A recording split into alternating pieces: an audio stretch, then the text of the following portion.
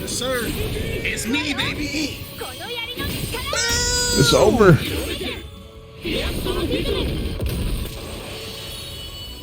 That was cinematic, baby.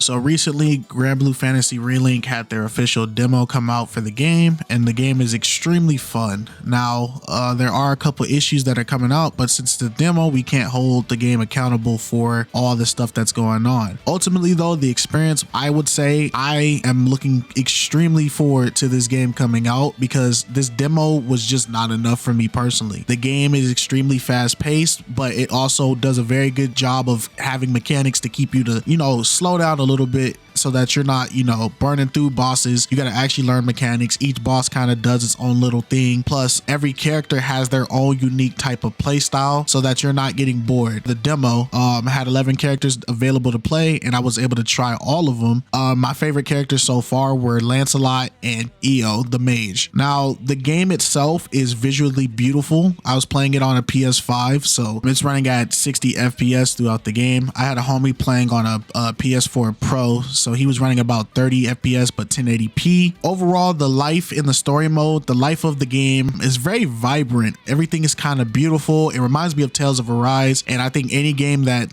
adapts that style, that presentation that Tales of Arise has, is going to be successful because Tales of Arise is a masterpiece of a game visually and gameplay wise. The story mode, it was brief, but you also got to experience a little bit of how the open world or semi-open world of the game is. I imagine that you're going to go to different regions, and each region is going to have like its open explore space that you can go through. There were plenty of side objectives, like a mini game of like collect the crystals, or you could help random like villagers during events that were going on. It kind of reminds you of like a Tales game, but the enemies don't run into you and then suddenly battle starts. It's more like it's on site. As soon as you see the enemy, you guys start going at it. Some of the enemies are very tricky. Some of the enemies are a typical RPG, you know, they just kind of stand around, they swing every once in a while, but then there are some enemies that completely just bullied you throughout the entire fight, and it really forced you to like, all right, slow down, assess what you're really fighting.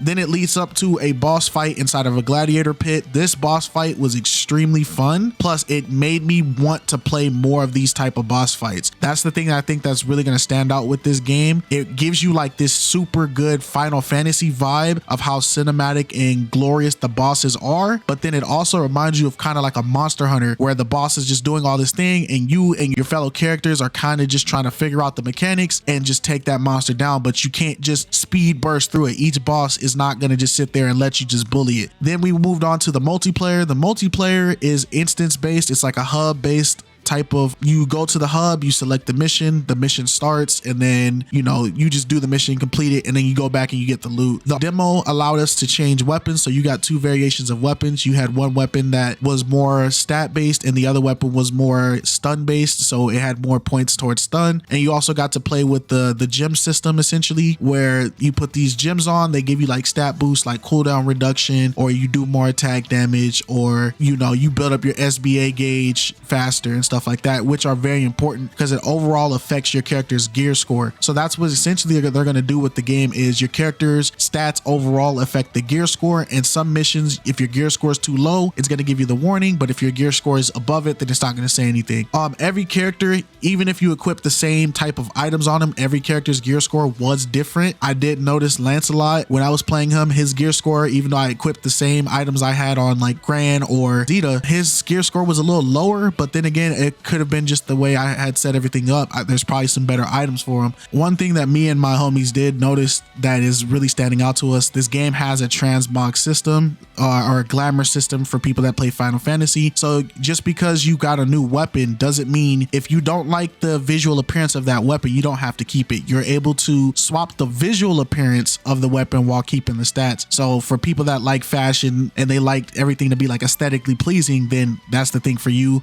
They clearly said set it up so that they can have some decent costume systems in there. In the beta, you have access to the 3 different color variations, which is ultimately, that's better than a lot of the RPGs that we've gotten and a lot of these mobile games that come out where, you know, you gotta, everybody looks like the same bland character. They put on the same bland equipment and it is what it is. Like you have to pay to unlock the rest of the costumes and stuff like that. Every character looked aesthetically pleasing. There was not any character I looked at their armor or their gear set and I was like, this is just ugly looking or this is horrible looking. Every character looks icy. They look clean. They have like a sense of fashion. Lancelot, Percival, all those characters, as you can see in the little dev diary that they did, Lancelot, Percival are going to be like the most glorious looking characters. Every character will have their own set of costumes when they come out. Gran is able to switch between Jita, but she wasn't available in this demo, which is fine. Gran and Jita are basically the same person. It's just if you want male or female. Now, when it came down to the boss fights or the missions are pretty simple. You all are graded on your performance based on your damage or the support that you did or the distance that you travel or the actions that you took in the game, which overall decides who is the MVP of the mission. You guys also have 3 objectives on the side, like complete the battle in 3 minutes, use your SBA link burst 1 time, or stop yourselves from reaching critical HP altogether. So it keeps it exciting because you're trying to also meet those side objectives also while you're still dealing with the boss monster or the other monsters that you guys are fighting.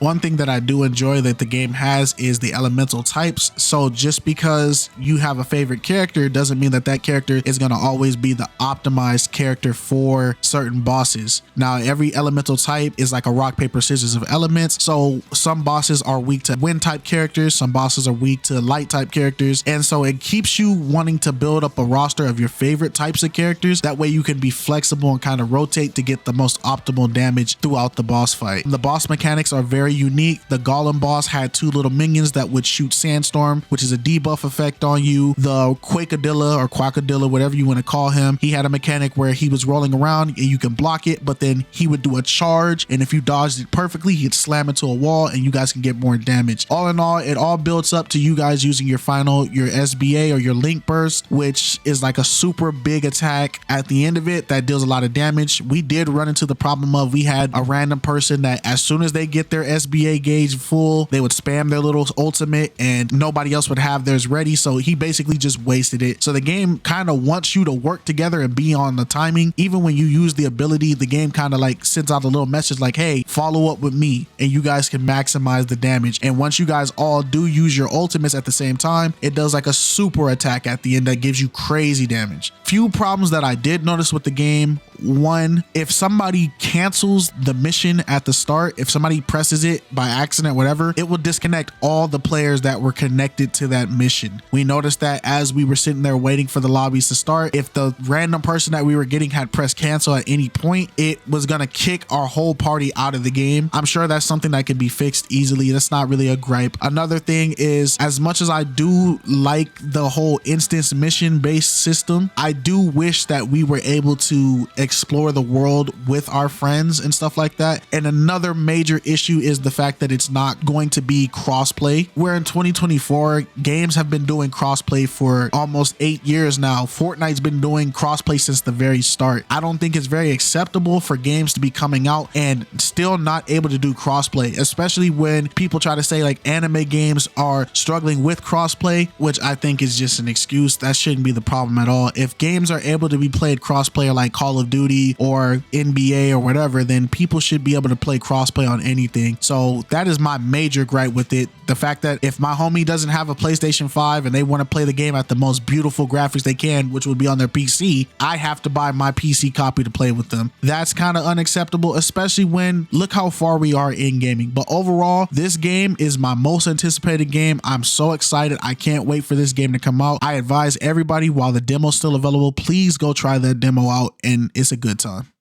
Cool.